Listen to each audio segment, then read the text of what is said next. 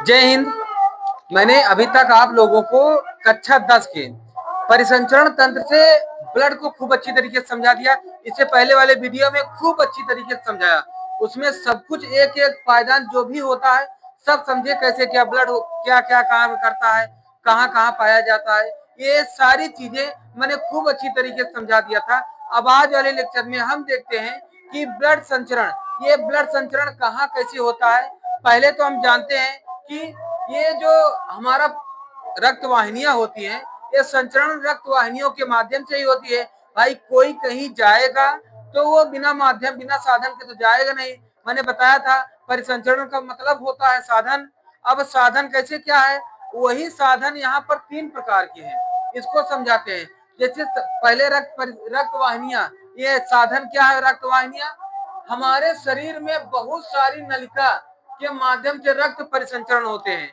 हमारे शरीर में बहुत सारी नलिकाएं होती हैं, जो कहीं धमनी, कहीं सिरा, कहीं उनसे छोटा सिरा, हल्का हल्का सिरा, मतलब पतली पतली नसों से लेकर बड़ी मोटी नसों तक, ये सभी सिराएं जो होती हैं, ये सभी वाहिनियां जो होती हैं, इन्हीं के माध्यम से हमारे शरीर में ब्लड संचरण होता है। जिसमें ये 3 प्रकार की होती हैं। पहला, यही तीनों समझना, आर्टरी, वेंस, ये अगर आर्टरी, वेंस और ब्लड सेल, ये तीनों क्या होते हैं। आर्टरी क्या होता है, यानी धमनियां क्या होती हैं। ये यहाँ पर कई बार तुम्हें देखने को मिलेगा कि ये हृदय से शुद्ध रक्त को आगे तक ले जाती है। तो कभी ये बच्चे नहीं सोचते कि ये शुद्ध रक्त कैसे लेकर जाती है। अब वहां पर भगवान ने बनाया तो सब शुद्ध होगी, सब तो शुद्ध ही होगी, तो ये शुद्ध रक्त लेकर जाने का क्या मतलब है। तो इसका मतलब ये है कि ये जो मोटी नसें है ना, इसमें से ऑक्सीजन युक्त जो फेफड़े में जाती है, पहले हमारा बोन नैरो पे जब ब्लड बनता है, फिर वहां से आती है, फिर हार्ट पे आती है, हार्ट पे आने के बाद फिर यहाँ पर ऑक्सीजन को पाती है, ऑक्सीजन को पाने के बाद ये लाल हो जाती है, लाल होने के बाद ये आर्टरी से पूरा दौड़ने लगती है, आर्टरी के बाद जब नसों के बाद फिर वापस लौटती है, तो ये नसों के माध्यम से लौटती है। फिर वहां पर जब वापस लौटती है तो कार्बन डाइऑक्साइड लेकर लौटती है, ऑक्सीजन वहीं पर रुक जाता है। तो जहां रुक जाता है वहीं वहीं ब्लड अशुद्ध हो जाती है, और फिर अशुद्ध होने के कारण फिर कार्बन डाइऑक्साइड मिल जाती है, फिर जाती है हार्ट पे, फिर वहां पर ऑक्सीजन मिलता है, फिर शुद्ध हो जाती है। फिर इसको हम हार्ट चैप्टर में खूब अच्छी तरीके से समझाएंगे। समझ गए ना इस बात को। फिर आइए हम देखते हैं ये क्या कह रहा है। तो इसको समझ गए ना। तो कहने का मतलब ये है कि हमारा जो धमनियां होती हैं, ये हृदय से शुद्ध रक्त को अंगों तक ले जाती है। शुद्ध रक्त को हृदय से अंगों तक पूरे शरीर में ब्लड पहुंचाती है।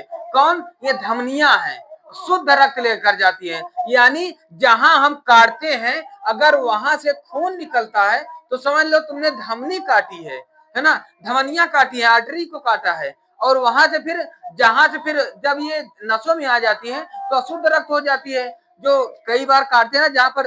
और एक बात ये जान लो कि देखो सब में ये नसें आर्टरी पाई नहीं जाती, जिसमें नसें नहीं पाई जाती हैं, देखो हमारे आप में नसें पाई जाती हैं।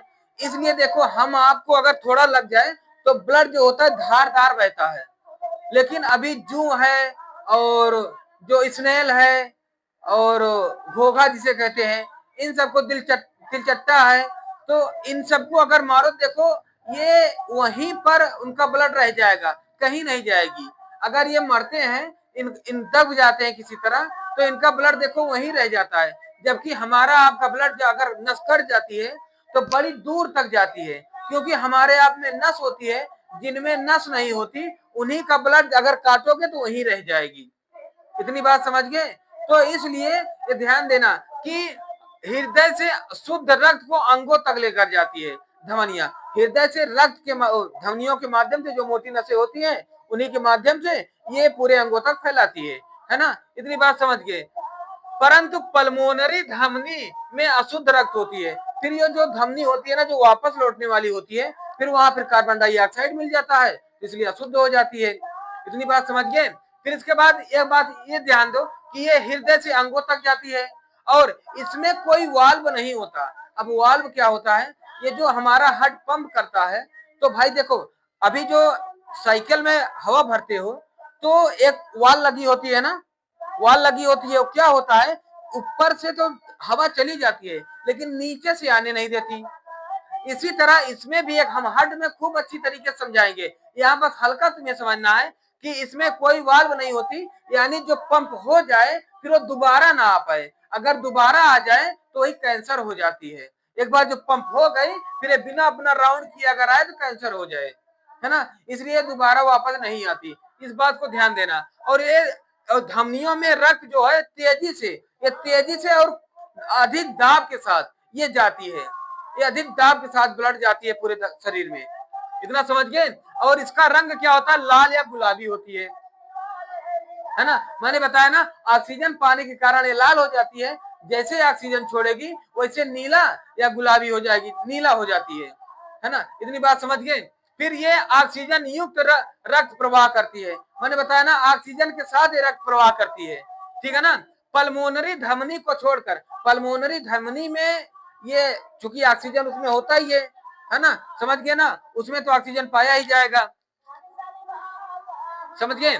अब इसके बाद नसें, ये अंगों से हृदय तक अशुद्ध रक्त ले जाती हैं, अंगों से हृदय तक। मैंने बताया ना, जैसे मान लो यहाँ से जो मोटी नसें हैं हमारी, इससे जा रही है ब्लड, अब वापस जब लौटेगी, जब भाई जब यहाँ से चली गई है तो वापस भी तो लौटेगी। फिर जब चली गई है, ऑक्सीजन को लेकर गई है, तो जैसे ही यू टर्न होगी ऑक्सीजन वहीं रुक जाता है। जैसे तुम मुड़ोगे वैसे ऑक्सीजन रुक जाती है। जहां ऑक्सीजन रुक गई वहीं कार्बन डाइऑक्साइड मिल गई, कार्बन डाइऑक्साइड लेकर के फिर आया, फिर हार्ट पे मिला, हार्ट पे मिलने के बाद फिर ऑक्सीजन को लिया, फिर लाल होके फिर गया, फिर वापस गया, फिर पीला हुआ नीला हुआ, फिर आया हार्ट से मिला। इतनी बात समझ गए। इसको समझने के लिए, परंतु पल्मोनरी नसों में शुद्ध रक्त बहता है ना। ये क्या करता है, नसें क्या करती हैं, यही बात ध्यान देना। ये हृदय से अंगों तक लेकर जाता है, ये अंगों से हृदय तक लेकर जाता है। इसमें कोई वाल्व नहीं पाया जाता, इसमें वाल्व पाया जाता है ना, इसमें वाल्व पाया जाता है। ये धीमा रक्त संचार करता है, मतलब बहुत धीमा चलता है, बहुत तेज नहीं धड़ाधड़ भागता रहे, ये जरूरी नहीं है। और इसका मैंने बताया ना, इसमें रक्त नहीं पाया जाता, इसलिए ऑक्सीजन नहीं पाई जाती, इसके कारण ये नीला हो जाता है, कार्बन डाइऑक्साइड के कारण, ठीक है ना। ये कार्बन डाइऑक्साइड युक्त प्रवाह करती है पल्मोनरी नसों को छोड़कर, है ना। पल्मोनरी नसों में कार्बन डाइऑक्साइड प्रवाह होती है, समझ गए इस बात को। चलो अब फिर इसके बाद रक्त कोशिकाएं, ये बहुत पतली रक्त वाहिनियां हैं जो धमनी और नसों को आपस में मिलाती हैं। देखो देखो, हमारे अंदर जो शरीर पे है तो नसों से नसें फूटी हैं, अलग निकली हैं, तो जो हर जगह एक जगह जोड़ी रहती है सबको, कि अब यहाँ से तुम निकलो, यहाँ से तुम निकलो, यहाँ से तुम निकलो, वहां से जो जोड़ी रहती है उसी को कहते हैं रक्त कोशिकाएं। वहीं पर कोशिकाएं युक्त रहती हैं, वहीं पर सब अलग अलग होती हैं। इतनी बात समझ गए। अगर इतनी बात समझ गए हो तो इसका जल्दी स्क्रीनशॉट ले लो, फिर इसके बाद हम लसिका बताएं।